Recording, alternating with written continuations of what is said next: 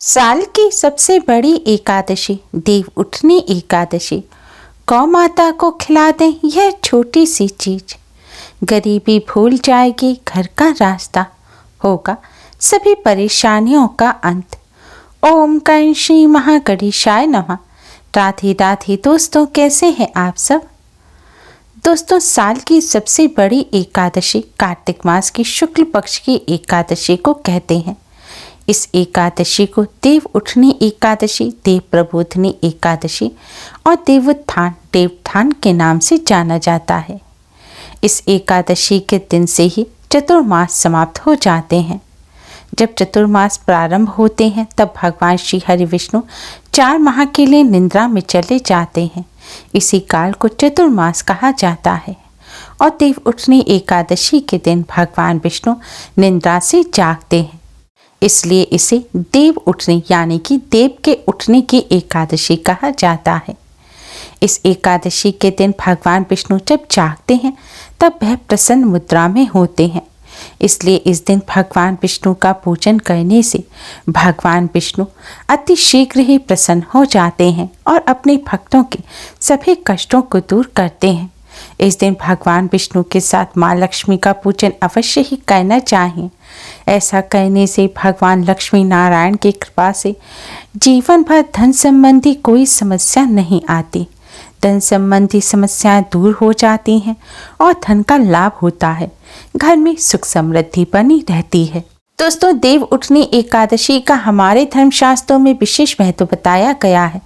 धार्मिक मान्यताओं के अनुसार देव उठनी एकादशी का व्रत करने से भगवान श्री हरि विष्णु माँ लक्ष्मी की कृपा से मनचाहा वरदान प्राप्त होता है। साथ ही 1000 अश्वमेध यज्ञ के बराबर पुण्य फल प्राप्त होता है। इस दिन भगवान विष्णु का पूजन करने से सभी पापों का नाश हो जाता है। दोस्तों, इस बार देव उठनी एकादशी का व्रत 23 नवंबर दिन गुरुवार को रखा जाएगा। देव उठनी एकादशी पर संध्या काल में देव को जगाया जाता है।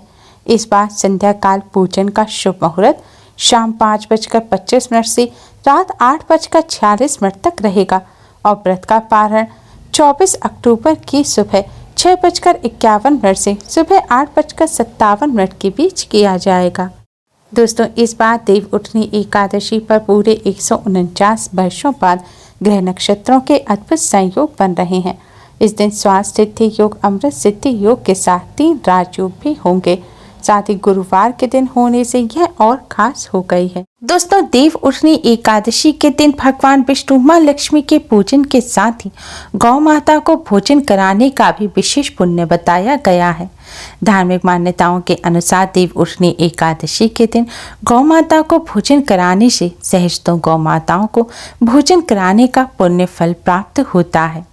दोस्तों, आज की इस वीडियो में हम आपको एक ऐसी चीज के बारे में बताने जा रहे हैं जिसे देव उठनी एकादशी के दिन अगर आप गौ माता को खिला देते हैं तो इससे आपको भगवान विष्णु माँ लक्ष्मी के साथ ही समस्त देवी देवताओं का भी आशीर्वाद प्राप्त होगा।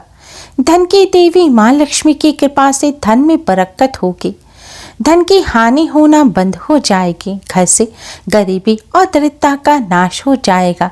भगवान विष्णु की कृपा से कष्टों से भी छुटकारा मिलेगा। दोस्तों, देव उठनी एकादशी के दिन सबसे पहले सुबह उठकर घर की साफ सफाई करें। उसके बाद स्नान कर स्वच्छ वस्त्र धारण करें। आज के दिन लाल या पीले रंग के वस्त्र पहनकर भगवान लक्ष्मी नारायण का पूजन करें। पूजन करने से पहले आप सबसे पहले भगवान लक्ष्मी नारायण को स्नान कराएं। दोस्तों, अगर आपके घर भगवान लक्ष्मी नारायण, लड्डू गोपाल, श्री राधे कृष्ण भगवान जी की प्रतिमा है तो आप उन्हें पहले स्नान कराएं। अगर घर में दक्षिणावर्ती शंख है तो दक्षिणावर्ती शंख में आप पंचामृत डालकर इससे भगवान लक्ष्मी नारायण को स्नान कराएं या लड्डू गोपाल को स्नान कराएं। दोस्तों, शास्त्रों में बताया गया है कि देव उठनी एकादशी के दिन भगवान श्री हरि विष्णु को दक्षिणावर्ती शंख में पंचामृत डालकर उससे स्नान कराने से भगवान विष्णु के साथ ही धन की देवी माँ लक्ष्मी की भी असीम कृपा प्राप्त होती है और घर में सुख समृद्धि बनी रहती है। भगवान जी को स्नान कराने के बाद आज के दिन नए वस्त्र पहनाएं। अगर आपके घर में भगवान जी की तस्वीर है तो आप उन्हें साफ कपड़े से पोंछें। कपड़े पर थोड़ा सा गंगा जल डाल लें और फिर इससे आप भगवान जी की तस्वीर को पोंछें। मंदिर की सफाई करने के पश्चात अब आप भगवान जी के सामने एक दिया जलाएं और एक सुगंधित धूप बत्ती जलाएं। अब सबसे पहले प्रथम पूज्य भगवान श्री गणेश जी को कुमकुम से तिलक करें। फिर भगवान लक्ष्मी नारायण को पीले चंदन या फिर हल्दी कुमकुम से तिलक करें। तिलक करने के पश्चात अब आप भगवान जी को भोग लगाएं। दोस्तों, आज के दिन पीले रंग के मिष्ठान और सफ़ेद रंग के मिष्ठान का भगवान लक्ष्मी नारायण को भोग लगाना चाहिए, क्योंकि पीले रंग के मिष्ठान भगवान विष्णु और सफ़ेद रंग के यानी कि दूध से बने हुए मिष्ठान माँ लक्ष्मी को अत्यधिक प्रिय हैं। अगर मिष्ठान ना हो तो आप भगवान जी को थोड़े से शक्कर या फिर 2 बताशे का भी भोग लगा सकते हैं। आज के दिन भोग में आप मौसमी फल जैसे कि सिंघाड़े अवश्य ही रखें। ध्यान रखें, फल को आप छीलकर फिर उसके बाद धोकर भगवान जी को भोग लगाएं। भगवान जी को भोग लगाने के पात्र में आपको भोग के साथ दोस्तों एक तुलसी का पत्ता अवश्य ही रखना है। शास्त्रों में बताया गया है कि भगवान विष्णु तुलसी के पत्ते के बिना भोग स्वीकार नहीं करते। शास्त्रों के अनुसार कोई भी यज्ञ हो, हवन हो, पूजन हो, अगर उसमें तुलसी का पत्ता नहीं है तो भगवान विष्णु उस पूजन को स्वीकार नहीं करते। और देव उठनी एकादशी के दिन तुलसी के पत्ते से भगवान विष्णु का पूजन करने से 10,000 जन्मों के पाप नष्ट हो जाते हैं और समस्त तीर्थों से करोड़ गुना अधिक पुण्य फल प्राप्त होता है। इसलिए आप भगवान विष्णु के भोग में तुलसी का पत्ता अवश्य ही रखें। दोस्तों, ध्यान रखें, एकादशी के दिन तुलसी का पत्ता तोड़ा नहीं जाता, इसलिए पत्ता पहले ही तोड़कर रख लें या फिर तुलसी जी के पास खुद से जो टूटा हुआ पत्ता है आप उसे उठा लें। अगर ऐसा पत्ता ना मिले तो पहले भगवान जी को जो भोग लगाया हुआ पत्ता होगा आप उसी को वापस पानी से धोकर भोग में रख सकते हैं, क्योंकि तुलसी का पत्ता कभी भी बासी नहीं माना जाता। इस तरह भगवान जी को भोग लगाने के पश्चात अब आप भगवान लक्ष्मी नारायण की आरती करें। आज के दिन भगवान विष्णु जी के 12 मंत्र ओम नमो भगवते वासुदेवाय का भी अधिक से अधिक जाप करना चाहिए। पूजन करने के पश्चात अब आप भगवान लक्ष्मी नारायण को प्रणाम करें और आपकी जो भी समस्या है, जो भी परेशानी है, वह भगवान जी से दूर करने की प्रार्थना करें। प्रार्थना करने के पश्चात दोस्तों अब आप अपने मस्तक पर भी तिलक करें। पूजन करने के पश्चात अब आप भगवान विष्णु माँ लक्ष्मी को प्रणाम करें और आपकी जो भी समस्या है वह भगवान जी के सामने रखें और समस्या को दूर करने की प्रार्थना करें।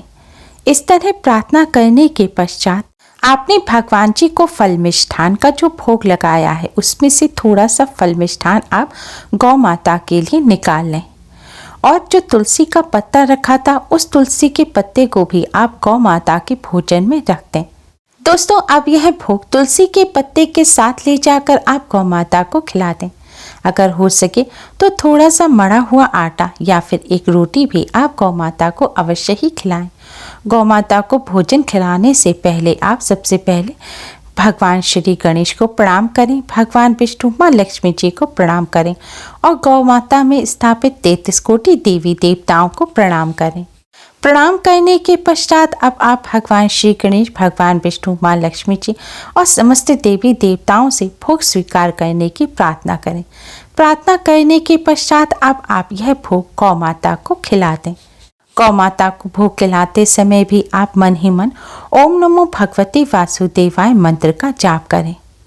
दोस्तों, भोग खिलाने के पश्चात अब आप गौ माता को प्रणाम करें और अपने घर आ जाएं। दोस्तों, हमारे धर्म शास्त्रों में गौ माता का विशेष महत्व बताया गया है। मान्यताओं के अनुसार गौ माता में माँ लक्ष्मी के सहित 33 कोटि देवी देवताओं का वास होता है और भगवान जी को अर्पित किया हुआ भोग अगर गौ माता को खिलाया जाता है, इसका मतलब यह है कि भगवान जी ने स्वयं वह भोग स्वीकार कर लिया। आज के दिन इस तरह गौ माता को भोजन और तुलसी का पत्र खिलाने से भगवान लक्ष्मी नारायण के साथ ही समस्त देवी देवता भी प्रसन्न हो जाते हैं और अपनी असीम कृपा बरसाते हैं।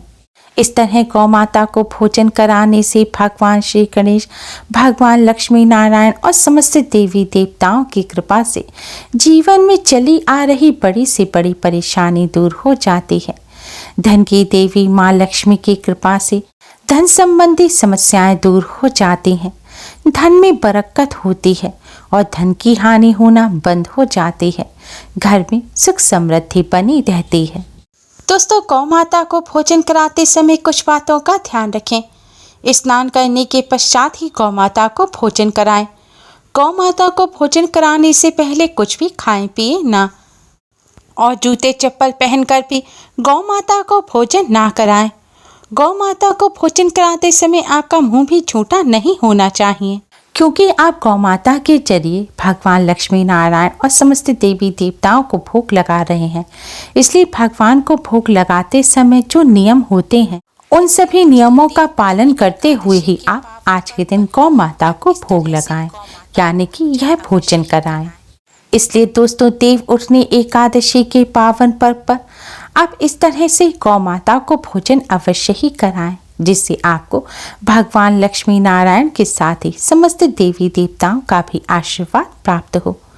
उम्मीद है आपको हमारी ये वीडियो पसंद आई होगी। प्लीज़ लाइक करें, हमारी इस वीडियो को अपने फ्रेंड्स और रिश्तेदारों में ज़्यादा से ज़्यादा शेयर करें, जिससे वह भी इसका लाभ उठा सकें। हमारी और भी वीडियोस के लिए हमारे चैनल को सब्सक्राइब करना ना भूलें। Thanks for watching. Radhe Radhe.